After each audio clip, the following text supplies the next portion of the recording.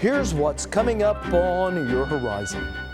Well, by the time the class of 2013's children are themselves in college, our country will at least look very differently. More than half of all babies born last year were members of minority groups, the first time in U.S. history. It's a sign of how swiftly the U.S. is becoming a nation of younger minorities and older whites. Today, our focus is on our country's changing demographics and the impact it has on everything from our schools to our economy. Stay with us for Oklahoma Horizon. Oklahoma Horizon is made possible by the Oklahoma Department of Career and Technology Education.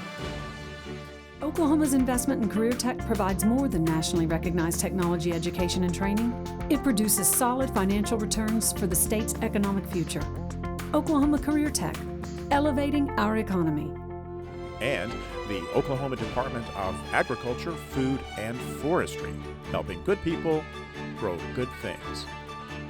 And now, from the Career Tech Studios in Stillwater, here's your host, Rob McClendon. Hello, everyone. Thanks for joining us here on Horizon. Well, America was built by immigrants who converged from around the world looking for a better life. Over the past 2 decades, we've witnessed a steady growth in the number of foreign-born residents from right at 8% of our population in 1990 to over 13% in 2010. It's been called the Browning of America due to the fact that over the past 20 years, over half of those new residents are from Latin America. In fact, the big surprise for many in the latest census was just how quickly our Latino population has grown. And nowhere has that growth been more dramatic than in Texas. So we headed down I-35 to look at how changing demographics are changing America.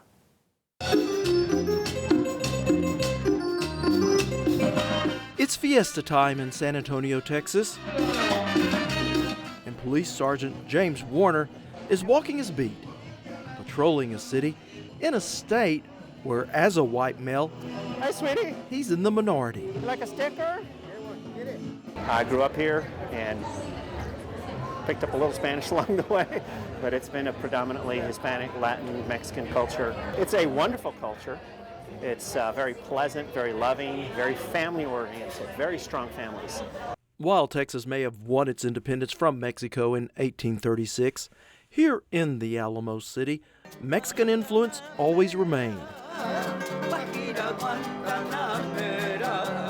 Everything from the local culture to the local cuisine screams Tex-Mex. Woo! Así. Now, if this plate of quesadillas were Texas, roughly half is now Hispanic. But here in San Antonio, that number is now at 64%. And many believe as San Antonio goes, so goes Texas. And as Texas goes, so goes the nation. We did not cross the border crossed us. Octavio Hinojosa is with San Antonio's Hispanic Chamber. We're probably now the second largest single ethnic group in the United States after Americans who are of German background. A growth fueled more by higher birth rates in the Latino community than by immigration. What this means is that the United States Hispanic community is the 15th largest consumer market in the world. With an economic purchasing power of over $1 trillion and growing. So there is a strong potential of further growth because we are still a very young population. A third of the U.S. Hispanic community population is still under the age of 18 and has yet to enter the workforce. And so what we basically are witnessing is a second version of a baby boom, if you will. Which does present its own set of challenges all across Texas.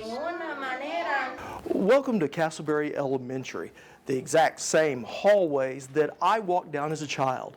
And while they do seem decidedly narrower these days, the real differences are when you open the yearbook and look who makes up the classes. Meet Renee Smith Faulkner, a classmate of mine and now the assistant superintendent over technology. So how has the old alma mater changed since we graduated? Well, some things have stayed the same. However, there are a lot of changes, especially in our demographics. And probably when I first came into this position in 2001, we reported that our Hispanic population was about 40%. And our last PEAM submission, we were about 75%. So what has that meant for instruction and curriculum? Well, we've had to change instruction. We've had to definitely send our teachers to staff development. We've had staff development and implemented dual language programs, enrichment programs. That are now in both English and in Spanish. School Superintendent Gary Jones. We required our teachers to have ESL training, English as a second language, so they would understand the techniques and how to reach out for the kids, and really re-educated our staff. Once we got that in place, then we started really working on our parents. Going as far as to offer night classes to parents wanting to learn English too. We found the best way for that was to always include the kid. They would be explaining to mom and dad, this is what I'm doing, this is how I'm doing, and it was both in Spanish and English. And while it has taken effort on everyone's part to meld the two cultures, it's also taken some new money. We're a very small district, so you don't really anticipate a lot of growth. But what we've experienced as our community has aged and as new families they have moved out, new families have moved in, and those families have children. The latest census numbers show 7 of every 10 births in Texas are now to minorities, with Hispanics accounting for 65% of Texas's booming population growth. We probably gained 400 kids in the last 5 to 6 years, which may not be a lot for a large district, but when you start off at 3,200 kids, you add 400, that's a significant increase. Especially on the elementary school level. Classrooms bursting at the seams and school buildings once adequate, suddenly obsolete. Well, growing up, this old pine tree was right outside my bedroom window. And while the old tree still stands, not much of the old neighborhood does. In fact, my home, as well as others in the neighborhood, were torn down to make way for a desperately needed new elementary school. And while the old neighborhood may never look the same, the changes underway, Hinojosa believes, only makes our country stronger. We live in a country that changes with every generation. There's nothing to fear. In fact, it's even better because what we're seeing is our country's renewed with every generation. I think in the end of the day, it's just a matter of learning to appreciate who we are as Americans because we're changing with every generation. Well, the foreign-born population in the U.S. has been growing steadily over the past 2 decades, with the largest group of foreign-born coming from Latin America. But more and more undocumented workers are getting a one-way ticket home. The number of illegal immigrants deported by the United States doubled in the past decade to almost 400,000 last year, and of those, almost half were convicted criminals. When we return, we face the facts on some significant demographic changes here at home. You're watching Oklahoma Horizon, featuring some of the good things that are happening in the great state of Oklahoma. Well, the United States is often called a melting pot, but in many ways we're more of a red, white, and blue salad of traditions and contradictions. Now, while we are more multicultural, there has been a big shift in the immigrant tide. Illegal immigration from Mexico has slowed since 2005, ending what was the largest immigration of a single ethnic group. Yet here in Oklahoma, we have just in the last decade begun to feel the impact. According to the latest census, Hispanics have overtaken American Indians as our largest ethnic minority. If you will, let's take a look at some numbers. According to the U.S. Census Bureau data, the Hispanic community in Oklahoma City almost doubled between 2000 and 2010, from just over 50,000 to now over 100,000 residents. And while fewer Hispanics live in the Tulsa metro area, that Latino community almost doubled to 55,000 in the latest count. And this is just not an urban phenomenon. Growth in the Hispanic community is playing an increasingly important role in rural areas.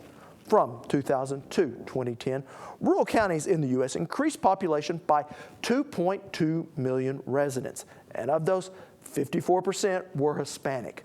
But that, too, could be changing. Asians and not Hispanics are now the leading class of immigrants here into the U.S. About 430,000 Asian immigrants arrived in the U.S. in 2010, compared to about 370,000 people of Hispanic origin. And as we told you earlier in the show, with deportations growing under the Obama administration, the number of illegal Mexican immigrants coming into the U.S. is now smaller than the number returning to their home. Now, to see more facts just like this, head to our website where we have daily updates from Face the Facts USA. Still to come on Oklahoma Horizon, the benefits of being bilingual. But first, the rule of unintended consequences. Well, longtime immigration advocate State Senator Harry Coates says the lack of a guest worker program in Oklahoma is hurting business.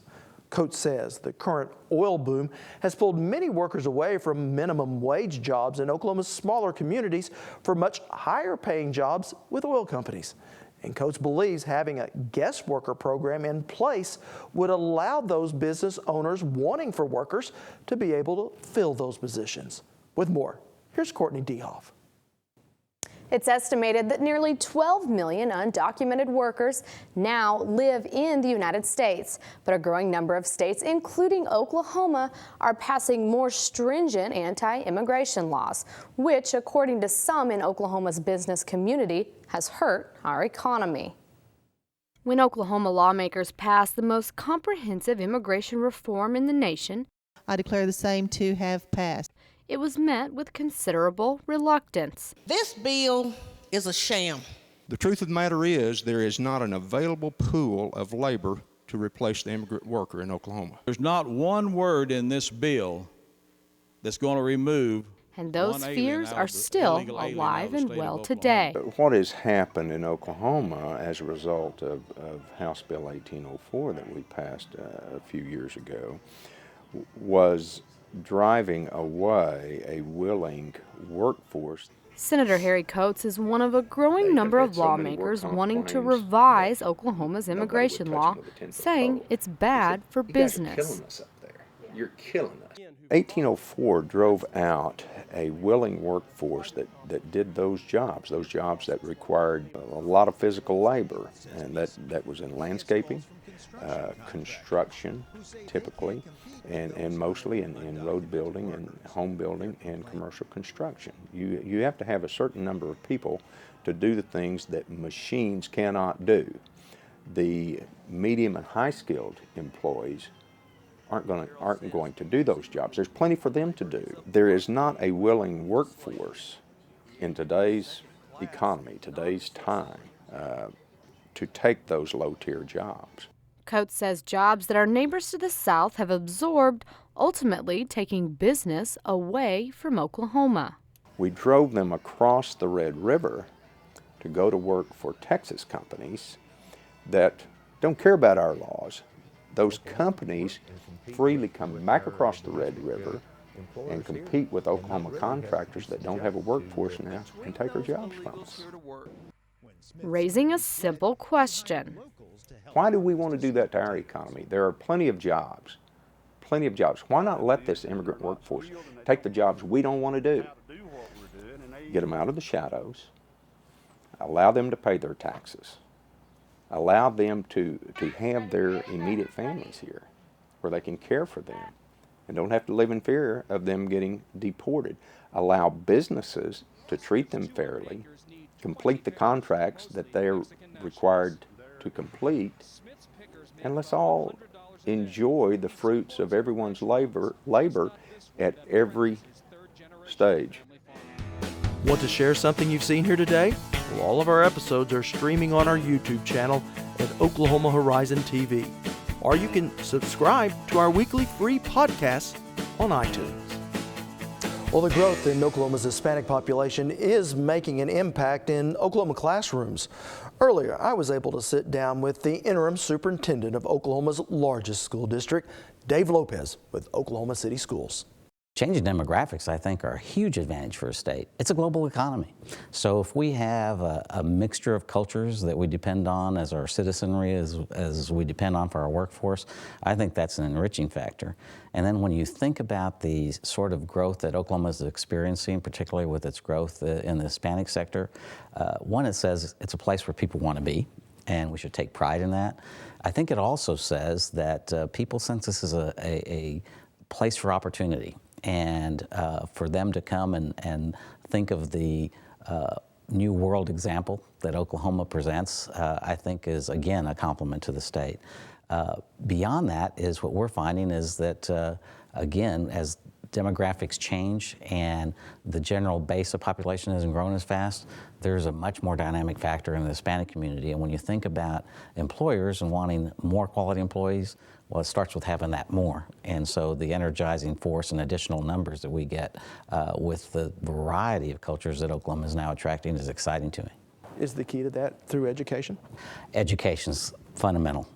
Regardless of whether you're new to a community, new to a culture, I think it's the prerequisite for everything we do. It's the building block for our advancement. Not only we think in terms of jobs and employment, but that's what enriches our democracy. It's how our citizenry is based.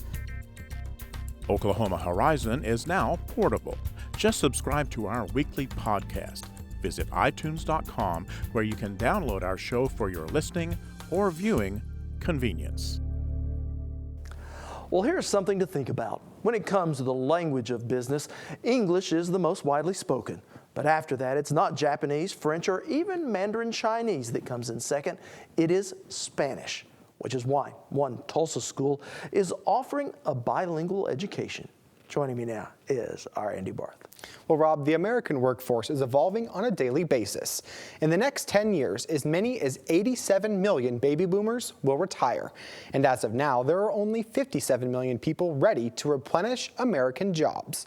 And a growing trend in states like Texas, Oklahoma, and Kansas is that Hispanics are a growing part of the work-ready age group, making it necessary for our young people to become bilingual.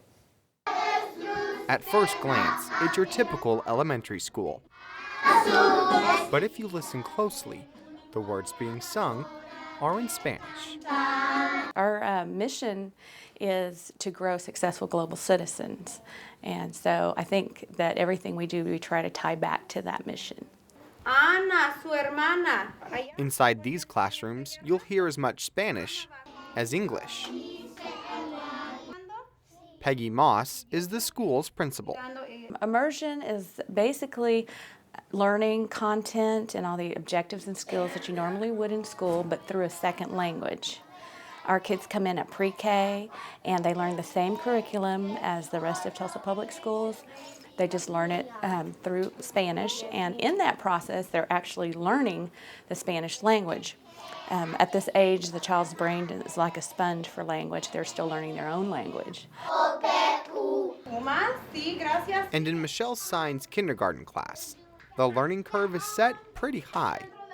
I think every child needs to have a second language because we're so diverse, and also because it's more important for when they're older, they have more opportunities in the job market.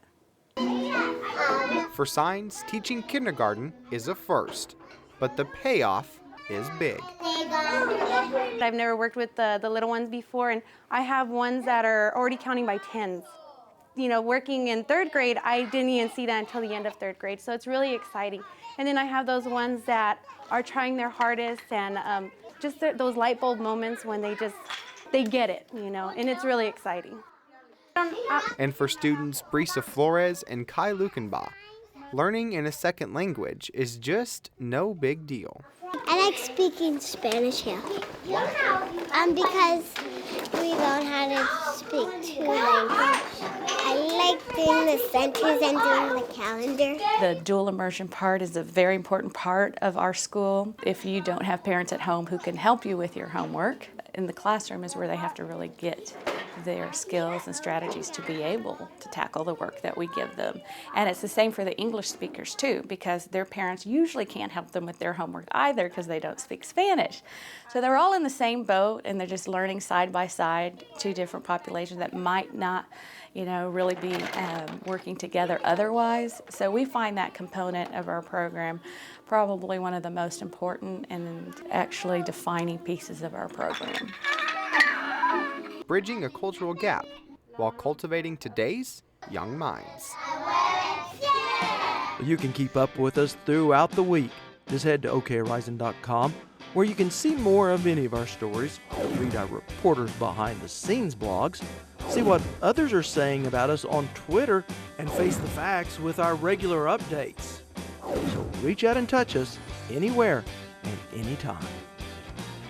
Well, with the opening back in the 1990s of the Seaboard Pork Processing Plant, the city of Guymon was one of the first Oklahoma towns to feel the impact of a growing Latino population.